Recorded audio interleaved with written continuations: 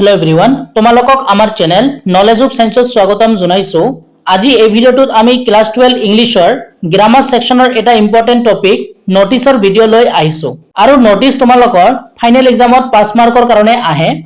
আজি যদি তোমালোকে এই ভিডিওটো চাই যোৱা এই ভিডিওটোত আমি তোমালোকক নোটিছৰ এটা ফৰমেট শিকাই দিম। সেই ফৰমেটটো তোমালোকে ব্যৱহাৰ কৰি যিকোনো তোমালোকে নোটিছ লিখিব পাৰিবা। সো তোমালোকে ভালকৈ ফৰমেটটো বুজি যাবা, তাৰ কাৰণে তোমালোকে ভিডিওটো প্ৰথমৰ পৰা শেষলৈকে চাই যাবা। তোমালোকে ভিডিওটো স্কিপ নকৰিবা আৰু যেহেতু তোমালোকৰ প্ৰি ফাইনেল এক্সামো আহি গৈছে, প্ৰি ফাইনেল এক্সামতো তোমালোকৰ নোটিছ আহিব। সো তোমালোকে যদি আজি ভিডিওটো চোৱা তেনেহলে তোমালোকৰ প্ৰি ফাইনেল আৰু ফাইনেল দুটা এক্সামৰ কাৰণে ইম্পৰ্টেন্ট হ'ব। আৰু ক্লাস 12 ৰ কাৰণে আমাৰ এটা হোৱাটসএপ গ্ৰুপ আছে, ডেসক্ৰিপচনত লিংক দি দিম, তাৰ পৰা তোমালোকে আমাৰ হোৱাটসএপ গ্ৰুপটোত জয়েন হৈ লবা। আৰু ইয়াৰ পিডিএফটো মই কত নদিম তোমালোকক ভিডিওটো কৈ যাম, ভিডিওটো তোমালোকে প্ৰথমৰ পৰা শেষলৈকে চাই যাবা। আৰু যদি ভিডিওটো ভাল লাগে তেনেহলে ভিডিওটো এটা লাইক কৰি দিবা। তেনেহলে আজি ভিডিওটো আমি স্টাৰ্ট কৰিছো। তো তোমালোকক প্ৰথম কোশ্চেন কি দিয়া আছে চোৱা। ইউ আৰ ৰাহুল বা Rita Das, the cultural secretary of ST Anthony college Guwahati. Your school is going to organize an inter-school debate competition on 20 December 2025 at 10 am in the school auditorium. Write a notice inviting students of class 11 and 12 to participate. Write the notice in about 50 word. তো 50টা শব্দৰ ভিতৰত তোমালোকক এখন কি কৈছে notice লিখিব কৈছে। কেনেকৈ লিখিব লাগে মই তোমালোকক বুজাই দিও। তেনেহলে ইয়াৰ উত্তৰটো মই লিখিছো। প্ৰথমে তোমালোকে এনসাৰ দি লিখিবা যে ST এন্থনী কলেজ গুৱাহাটী। তোমালোকক চোৱা কোশ্চেনত দিয়া আছে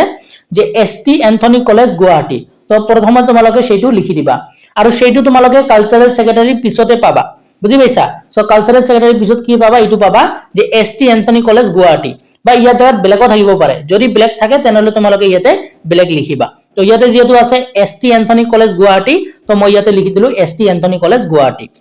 2 নম্বৰ কাম তোমালোকে কি কৰিবা, তাৰ পিছত তোমালোকক ইয়াতে কি লিখিবা নোটিছ বুলি লিখিবা। তাৰ পিছত তোমালোকে ইয়াতে কি কৰিবা নোটিছ বুলি লিখিবা। প্ৰত্যেকখনতে তোমালোকে ইয়াতে কি কৰি লিখিবা নোটিছ বুলি লিখিবা। তাৰ পিছত তোমালোকে কি কৰিবা, তাৰ পিছত তোমালোকে ইয়াতে ডেট লিখিবা। কি লিখিবা ডেট লিখিবা। ডেটটো কোনটো দিবা, যিদিনা তোমালোকে নোটিছখন লিখিবা সেই ডেটটো ইয়াতে দিবা।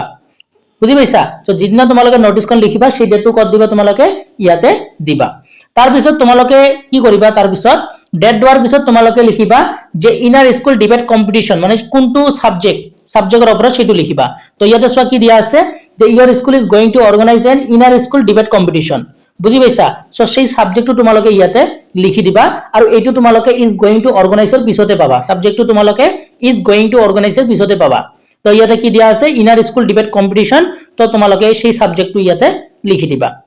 তো প্ৰথমত তোমালোকক এই চাৰিটা কামে কৰিব লাগে। কি কি যে তোমালোকক ইয়াতে দিয়া থাকিব কালচাৰেল সেক্ৰেটাৰী পিছত স্কুলৰ নাম থাকিব। তো ইয়াতে আছে ST এন্থনী কলেজ গুৱাহাটী, সময় সেইখিনি লিখি দিছো। তাৰ পিছত তোমালোকে ইয়াতে নোটিছ বুলি লিখিবা। তাৰ তলত তোমালোকে ডেট বুলি দিবা, যিটো ডেটত তুমি নোটিছটো লিখিবা সেই ডেটটো ইয়াতে দিবা। তাৰ পিছত সাবজেক্টটো লিখিবা কি আছে ইনাৰ স্কুল ডিবেট কম্পিটিশন। তোমালোকৰ কোশ্চেনত ব্লেক থাকিব পাৰে, ব্লেক থাকিলে তোমালোকে ব্লেক দিবা আৰু সেই সাবজেক্টটো কত পাবা ইজ গোইং টু অৰ্গানাইজৰ পিছতে পাবা। প্ৰায়ভাগ নোটিছতে এইটো পাবা, নহলে তোমালোকে সাবজেক্টটো বিচাৰি লবা। বুজি পাইছা?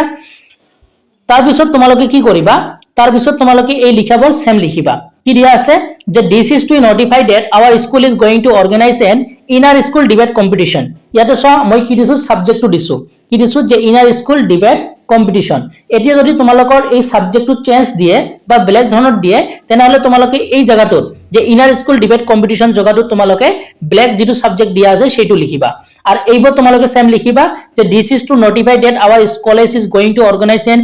ইনাৰ স্কুল ডিবেট কম্পিটিশনৰ জায়গাত তোমালোকে কি লিখিবা যেটো সাবজেক্ট দিয়া থাকিব সেইটো লিখিবা। আশা কৰিছো তোমালোকে এইটো বুজি পালা। তাৰ পিছত দিয়া আছে অন 20 ডিসেম্বৰ 2025 at 10 am। এতিয়া চোৱা তোমালোকক কোশ্চেনত তোমালোকক এইটো ডেটটো দিয়া আছে যে 20 ডিসেম্বৰ 2025 দিয়া আছে। যদি দিয়া না থাকে তোমালোকে কি কৰিবা, যদি দিয়া না থাকে তোমালোকে যিকোনো এটা দি দিবা। যদি দিয়া না থাকে তোমালোকে যিকোনো এটা ডেট দি দিবা। কিন্তু যেহেতু ইয়াতে তোমালোকক 20 ডিসেম্বৰ দিয়া আছে সেই কাৰণে আমি তোমালোকক সেই নোটিছতে দিছো। যদি তোমালোকক কোশ্চেনত মেনশন কৰি দিয়া না থাকে তেনেহলে তোমালোকে যিকোনো এটা দি দিবা আৰু যেহেতু ইয়াতে আছে দিয়া সেই কাৰণে আমি এটো দিছো। আৰু যদি কোশ্চেনত দিয়া থাকে ডেটটো তো কোশ্চেনটো দিবা আৰু নহলে তোমালোকে যিকোনো এটা ডেট দি দিবা।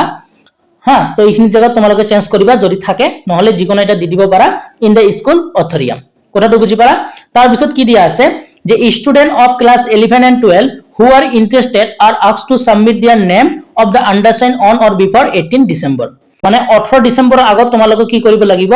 সেই তোমালোকৰ নাম্বাৰ সাবমিট কৰিব লাগিব যেহেতু তোমালোকৰ 20 ডিসেম্বৰত কি আছে সেই কম্পিটিশনটো আছে সো তোমালোকক 18 ডিসেম্বৰৰ আগত কি কৰিব লাগিব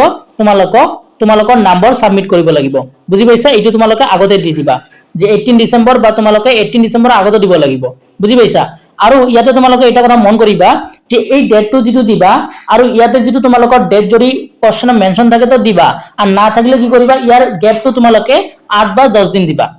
এইটো কথা ভালকৈ মনত ৰাখিবা ইয়াৰ যেটো ডেট দিবা এই ডেটটো যদি কোশ্চনত দিয়া থাকে তো দিবা আর যদি দিয়া না থাকে তেনেহলে ইয়াৰ ডিফাৰেন্সটো যাতে তোমালোকৰ 8 বা 10 দিন হয় যেনেকৈ ইয়াতে মই 12 ডিসেম্বৰ দিছো তেনেহলে ইয়াতে কি লিখিছো 20 ডিসেম্বৰ বুজি পাইছা কথাটো তো এইটো কথা তোমালোকে ভালকৈ মনত ৰাখিবা তো এইখিনি লিখা আছে যে student of class 11 and 12 who are interested are asked to submit their name to the undersigned on or before 18 December যেহেতু 20 ডিসেম্বৰ তাৰিখে কম্পিটিশনটো আছে তো তোমালোকক 18 ডিসেম্বৰৰ আগতে তোমালোকে কি কৰিব গৈছে তোমালোকৰ নাম্বাৰ দিব গৈছে তো লাষ্টত কি দিবা কালচারাল সেক্রেটারি তো তার পিছত তোমালোকে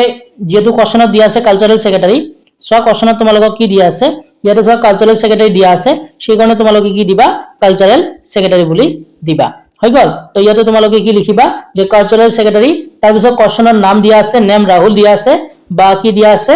ৰাহুল আৰু ৰীতা দিয়া আছে তো তোমালোকে ইয়াতে কোশ্চনৰ নামটো দিবা হ্যাঁ লৰা হলে ৰাহুল লিখিবা আৰু ছোৱালী হলে ৰীতা লিখিবা তাৰ পিছত তোমালোকক ইয়াতে কলেজৰ নামটো দিয়া আছে এসটি এন্থনী কলেজ গুৱাহাটী তো তোমালোকে ইয়াতে কি কৰিবা কলেজৰ নামটো দিবা যে এসটি এন্থনী কলেজ গুৱাহাটী এটো তোমালোকে লাষ্টত লিখি দিবা তাৰ পিছত লাষ্টত তোমালোকে কি কৰিবা নোটিছখন লিখাৰ পিছত চাৰিওফালে তোমালোকে এটা স্কেলে দি কি কৰিবা এনেকৈ তোমালোকে আস্থানি এম কৰি বাকচ বনাই দিবা তেনেহলে তোমালোকে নোটিছত 5ৰ ভিতৰত 5 মাৰ্ক পাবা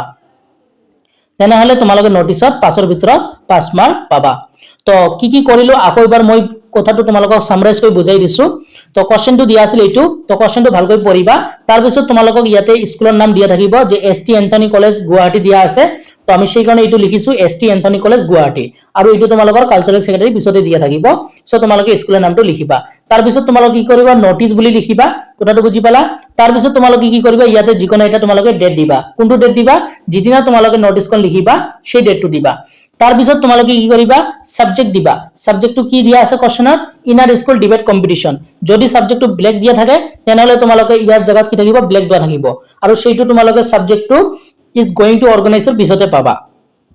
তো তোমালোকে যদি কোশ্চনত ব্ল্যাক দিয়া থাকে তোমালোকে সেইটো ইয়াতে ব্ল্যাক লিখিবা তাৰ পিছত তোমালোকে কি কৰিবা এইবাৰ সেম লিখিবা যে this is to notify that our school is going to organize an ইয়াতে সোয়া ইনার স্কুল ডিবেট কম্পিটিশন যে আছে ইয়াৰ জায়গাত যদি তোমালোকক সাবজেক্টটো ব্ল্যাক দিয়ে তেনেহলে তোমালোকে এই জায়গাটো খালি চেঞ্জ কৰি লিখিবা যে ইনাৰ স্কুল ডিবেট কম্পিটিশনৰ ঠাইত তোমালোকে যেটো সাবজেক্ট দিয়া থাকিব সেটো লিখিবা তাৰ পিছত যদি তোমালোকক কোশ্চনত যদি ডেট দিয়া থাকে যেহেতু এই কোশ্চনটো ডেট দিয়া আছিল তো ডেট দিবা আৰু যদি না থাকে তেনেহলে যেটো ডেট তোমালোকে লিখিছা আৰু ইয়াতে যেটো ডেট দিবা এইটোত তোমালোকে কি দিবা 8 দিন বা 10 দিন তোমালোকে পিছত দিবা যেহেতু মই ইয়াতে কি দিছো 12 ডিসেম্বৰ দিছো তো ইয়াতে মই কি দিছো 20 ডিসেম্বৰ মানে মই 8 দিন গ্যাপ দিছো হয়নে নহয় ইয়াতে মই 12 ডিসেম্বৰ দিছো ইয়াতে মই 20 ডিসেম্বৰ দিছো বুজি পাইছা যদি কোনোবাই 15 ডিসেম্বৰত লিখা তেনেহলে তোমালোকে ইয়াতে দিব পাৰা 25 ডিসেম্বৰ কথাটো বুজি পালা এনেকৈ তোমালোকে 8 বা 10 দিন গ্যাপ দিবা কথাটো ভালকৈ মনত ৰাখিবা এইটো ভুল নকৰিবা তাৰ পিছত এবাৰ সেম লিখিবা যে ইন দা স্কুল অথৰিয়াম তাৰ পিছত student of class 11 and 12 who are interested are asked to submit their name to the undersigned on or before 18 December so এইখিনি তোমালোকে সেম লিখিবা তো এইটো তোমালোকে চেঞ্জ কৰিবা এইটো তোমালোকৰ মানে কি কৈছে যে 18 ডিসেম্বৰ আগত দিব লাগিব যেটো কম্পিটিশনটো 20 ডিসেম্বৰত আছে তোমালোকক 18 ডিসেম্বৰ আগত দিব লাগিব তো এনেকৈ তোমালোকে এইটো লিখি দিবা বা তোমালোকে এনেকৈ লিখিলে হ'ব যে 20 ডিসেম্বৰ আগত দিলে হ'ব ইয়াতে 20 ডিসেম্বৰ লিখিব পাৰা মানে 20 ডিসেম্বৰ আগত দিব লাগিব তোমালোকৰ নাম্বাৰ কথাটো বুজি পালা তাৰ পিছত ইয়াতে কি লিখিবা কালচাৰাল সেক্ৰেটাৰি তাৰ পিছত কোশ্চনত যেটো নাম দিয়া থাকে সেটো লিখিবা তাৰ পিছত তোমালোকৰ কলেজৰ নামটো লিখিবা ইয়াত দিয়া আছে এসটি এন্থনী কলেজ তো এইটো লিখিলা আৰু যদি ব্ল্যাক দিয়া থাকে তো ব্ল্যাক লিখিবা